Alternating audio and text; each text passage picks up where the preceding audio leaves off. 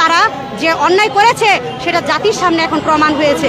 এখন তো আমি বলবো এটা মন্ত্রণালয়ের দায়িত্ব, পুলিশের দায়িত্ব তাদেরকে অ্যারেস্ট করা।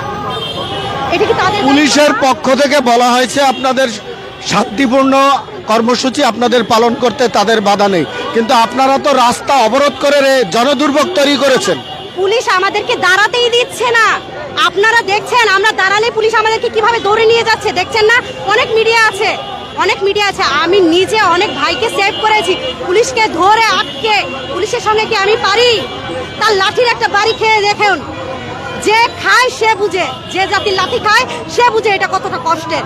সবাই দাঁড়িয়ে থেকে তো সবাই দেখতে তো ভালোই লাগে, শুনতে তো ভালোই লাগে। ঘরে শুয়ে শুয়ে যদি আমরা মোবাইল বা টেলিভিশনের সামনে নিউজ দেখি, সহমর্মিতায় সবাই মরে যাচ্ছে। আহারে আহারে, আরে আমার কষ্টটা কি শুধু আহারের মাঝে? আমি দুধের বাচ্চা রেখে এসেছি, শুধু আমি না, আমার সাথে অনেক নারী।